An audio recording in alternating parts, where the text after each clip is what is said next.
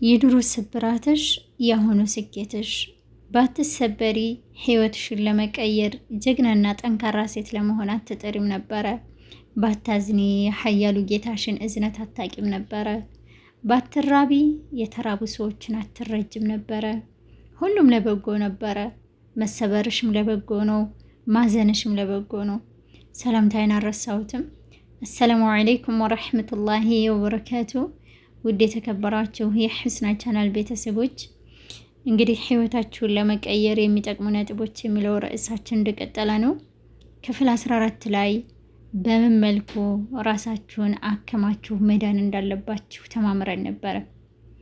ዛሬ ደግሞ የሚቀጥለው እሺ ከዳን በኋላ ምን እናድርግ በሚለው ዙሪያ ይሆናል። እንግዲህ ሁልጊዜ የሚደጋገም አባባል አለ። ብልህ ሰው ከሰዎች ይማራል፣ ሞኝ ደግሞ ከራሱ ይማራል የሚባል አባባል አለ። እኛ ከሰዎች አልተማርንም፣ ነገሩ አልፎብን ከራሳችን ተምረናል።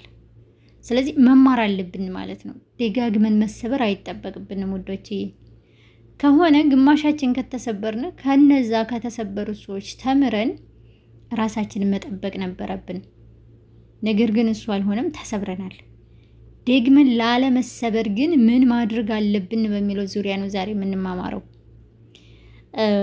ውዶች። በጣም ሰውን ከመጠን በላይ የሚወዱ ልቦች በጣም ንጹህና የዋህ ልቦች ናቸው። ራስ ወዳድ ልቦች አይደሉም፣ ሰው ወዳድ ናቸው። ለዛ ነው እና ውድ እህቴን የምመክርሽ ምክር ክፍት ወረቀት አትሁኝ።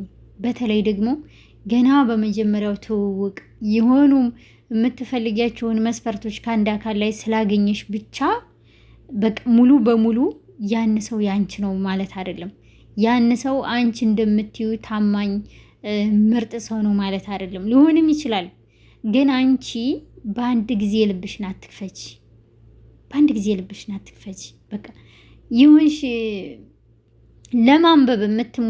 ለማንበብ አንቺን ለማወቅ ማንነትሽን ለመረዳት የሚጣርልሽ ሰው መሆን መቻል አለብሽ። ገብቶሻል? ከዛ በኋላ ከገባሽበት በኋላ ጥብቅ አትበይ። አስተፍሩላህ ይቅርታ አድርጉልኝ ደች። እንግዲህ አረቦች ሲያስተምሩ ምን ምሳሌ ይሰጣሉ መሰላችሁ?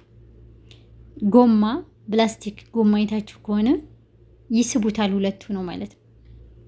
በጣም ይስቡትና በኃይለኛው ሌላኛው አካል ልቅቅ ሲያደርገው ያንኛውን ጥብስ ያደርገዋል።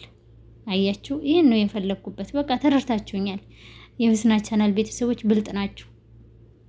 እንደዛ እንዳይሆን አለማጥበቅ፣ ሁሉ ነገራችሁ አለማድረግ የሆነን አካል።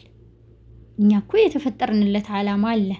ወማ ኸለቅቱል ጅነ ወልኢንስ ኢላ ሊያዕቡዱኒ። ሰዎችንም ሆነ ጅኒዎችን እኔም በብቸኝነት ሊያመልኩኝ እንጂ አልፈጠርኳቸውም ብሏል ጌታችን አላህ ሱብሓነሁ ወተዓላ። ስለዚህ የሁሉንም ሐቅ መስጠት አለብን። በመጀመሪያ የጌታችንን ሐቅ መስጠት አለብን። ከዛ በመቀጠል የራሳችንን፣ የቤተሰቦቻችንን፣ ለሁሉም ማለት ነው። ጓደኞቻችን፣ እንደዚህ አይነት ነገር የሚያጋጥመው ሰው ልንገራችሁ፣ ከቤተሰብ የራቀ ነው፣ ከጓደኛ የራቀ ነው። ሀታ ሌላውን ተውትና ራሳችሁን እንኳ አትጠብቁም። ብዙዎቹ ሲዋሩኝ እኔ እንደዚህ ኩኝ መስዋዕትነት ከፍዬለት፣ እኔ እንደዚህ ኩኝ በዛ ወጥቼ በዚህ ገብቼ፣ ይሄ እኮ ነው ችግሩ። ለኔ ላልነው አካል እኮ መስዋዕትነት ይከፈላል፣ ግን በመጠኑ ነው። እኛ እየሞትን ሳይሆን እኛ ኑረን ነው። መጀመሪያ እኛ ኑረን ነው። ገብቷችኋል አህባቢ? ስለዚህ በመጠን መሆን አለበት። ቤተሰቦቻችንን እየደወልን መጠየቅ፣ ወንድሞቻችንን፣ እህቶቻችንን፣ ጓደኞቻችንን ሁሉም አለችን የሚሉን መሆን አለብን። ባላችንም አለችኝ የኔ ሚስት እኮ እንደዚህ ናት። ጭራሹን ራቁት እያልኩኝ አይደለም፣ ለባሎቻችሁ አመፀኛ ሁኑ እያልኩ እንዳልሆነ ትረዱኛላችሁ። ቢልአክስ ትዳራችሁን እንዳምር ነው። ስለዚህ ለሁሉም ይሄን ውዴታ፣ ይሄን የታመቀ ፍቅር እኮ ማከፋፈል ይቻላል። ለአንድ ሰው ላይ ብቻ አይደለም የሚደፋው ሀባይቢ። ራስን መውደድ የሚባል ነገር አለ። ራሳችሁን ማክበር፣ እስከ ምንነታችሁ ራሳችሁን መቀበል። መጀመሪያ ራሳችሁን መቀበል ነው። እሽ ደኸላ ያኒ ራሳችሁ እኮ ራሷን አልፈጠረችም፣ የፈጠራት አካል አለ። ምሳሌ ከራሳችሁ የምጠሉት ነገር እንኳን ቢኖር ወዳችሁ መቀበል አለባችሁ። የሚቀየር ነገር አለ። ምሳሌ ውፍረትን ይመስል የተለያዩ ሰውነት ላይ የሚወጡ ችግሮችን ይመስል ራስን በመንከባከብ ይቀየራል። የማትቀየሩትን ነገር ወዳችሁ መቀበል፣ ራሳችሁን መውደድ አለባችሁ። ራሳችሁ ጋር ካልተስማማችሁ እዚች ምድር ላይ ያለን ችግር እንዴት ነው መጋፈጥ የምትችሉት? ሁለዚህም እኮ እናንተና እናንተ ናችሁ በአንድ የምትቀሩት። እዚች ምድር ላይ ሁሉም ሲሸሽ ቀብር ላይ እናንተ ናችሁ ማለት ነው። ስለዚህ የራሳችሁ ጋር ተስማሙ። ባዳ ነው እኮ ያ ጀማዓ። ልጅ ካለ ከመካከላችሁ ልጆቻችሁ ስም እንድትጠራሩ ወይም ደግሞ በእነሱ ልትገናኙ ትችላላችሁ እንጂ እኮ ከህይወታችሁ ከወጡ ወጡ ነው እኮ በቃ። ወንድማችሁ አይደለም ምናችሁ አይደለም። ዝምድና እንኳን ቢኖር ያገባችሁት ዘመዳችሁ እንኳን ቢሆን ዝምድና ስላለን እንዛመድ አትሉም። ተጋብታችሁ ተፋታችኋል፣ በቃ ሁሉም በየመንገዱ ነው። ስለዚህ ያን ያክል የራቀ አካል ነው ማለት ነው። እና ሲሄዱም ሲመጡም ከልክ መሆን ግድ ነው ማለት ነው። ከልክ መሆን በቃ ገብቶቻል። ይሄንን ሁሉ ማድረግ መቻል አለብን ማለት ነው። ከዛ በመቀጠል የቤት እመቤት ከሆንሽ አሁንም የኔ የምትዩ በቀን ውስጥ የምታደርጊው ነገር መኖር አለበት።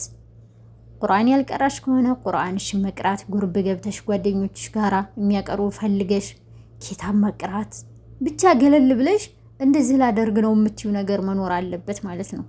ስለ ልጆች አስተዳደግ፣ ስለ ራስ አጠባበቅ ብዙ የሚሰጡ ኮርሶች አሉ። የወር ኮርስ፣ የ3 ወር፣ የ5 ወር፣ የአመት ኢላኺር ያኔ እንደ ቅዋሽ ማለት ነው። እና በቀን ቢዚ የምትሆኝበት ነገር መኖር መቻል አለበት። ለብቻሽ ገለል የምትይበት ነገር መኖር መቻል አለበት ማለት ነው። ይሄ ከሆነ በቃ ደስ የሚል ህይወት ነው የምትኖሩት በመካከላችሁ።